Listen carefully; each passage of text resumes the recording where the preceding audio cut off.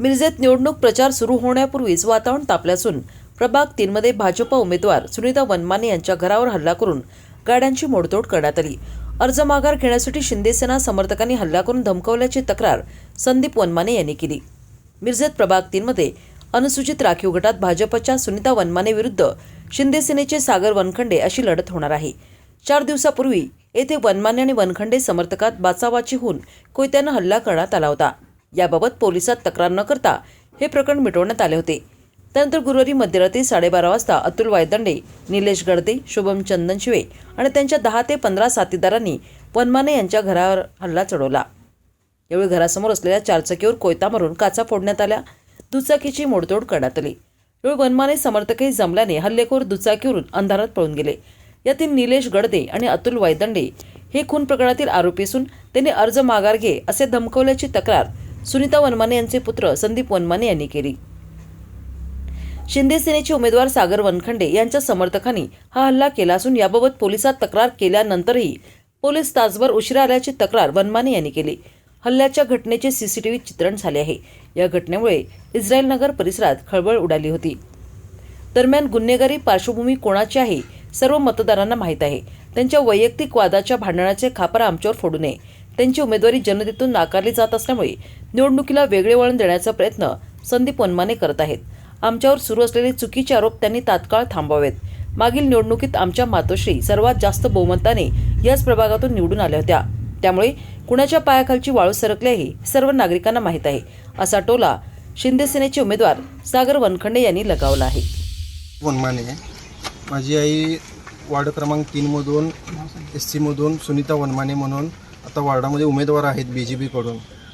तर रात्रीच्या दरम्यान 12च्या दरम्यान गुंड प्रवृत्तीचे मर्डरमधले कुपवाडचे व खंडेराजुरीमधले निलेश गडदे, अतुल वायदंडे, शुभम चंदनशिवे ही लोक रात्री येऊन मला अर्ज उद्याच्या उद्या मागं घ्यायचं अशी मला धमकी देऊन रिव्हॉल्वर दाखवून व कोयत्याचा धाक दाखवून माझ्या मागे लागून मला म्हटले की उद्याच्या उद्या काय पण करायचं, उद्या तू अर्ज मागे घ्यायचं असं। म्हणजे ह्याचा अर्थ काय, म्हणजे समोरच्याच्या पॅनलची काय उमेदवारांची काय वाळू पायातली वाळू सरकलेली आहे का?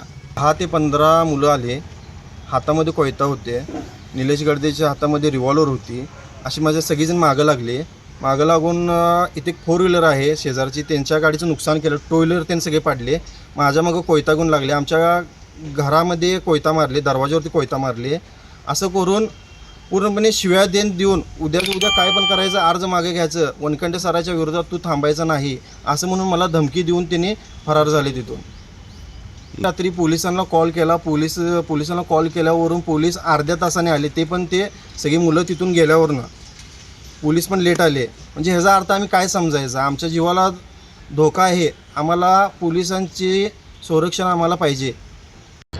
नमस्कार, मी सागर मोहन वनखंडे, प्रभाग क्रमांक 3A शिवसेनेकडून मी उमेदवारी अर्ज दाखल केलेला आहे। आणि आज जो आपले संदीप वनमाने यांच्याकडून जे बिनबुडाचे आरोप माझ्यावरती झालेले आहेत की मी गुंड प्रवृत्तीची लोकं पाठवून तिथं त्यांच्या गाड्यांची तोडफोड केली, त्यांना धमकवलं, हे मी आरोप आज या ठिकाणी फेटाळतो आहे।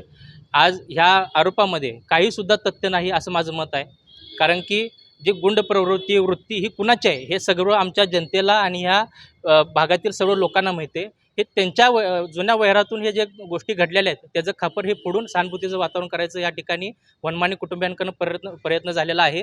आमचं वनखंडे कुटुंब समाजकार्य, लोकांच्या मदतीला धावून जाणं, लोकांच्या अडचणीला गरजेला पडणं, ह्यावरती आमचं समाजकारण राजकारण घडलेलं आहे। हे गुन्हेगारी वृत्ती आमच्या कुटुंबाची नाही, त्यामुळे संदीप वनमाने यांनी हे आरोप करणं थांबवावं आणि हे या ठिकाणीच थांबवलं गेलं पाहिजे, कारण की वाळू सरकलेली आमच्या पायाखालची वाळू सरकलेली नाही आहे।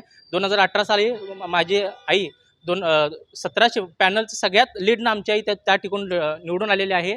त्या भागात आमची कामं आहेत आणि त्या जोरावरती जनता आम्हाला आशीर्वाद देणार आहे।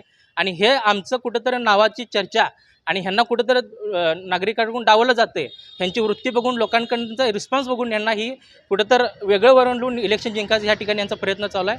त्यामुळे मी पुन्हा एकदा सांगतो की मी या आरोपामध्ये काहीसुद्धा तथ्य नाही, हे आरोप मी या ठिकाणी फेटाळतो आहे।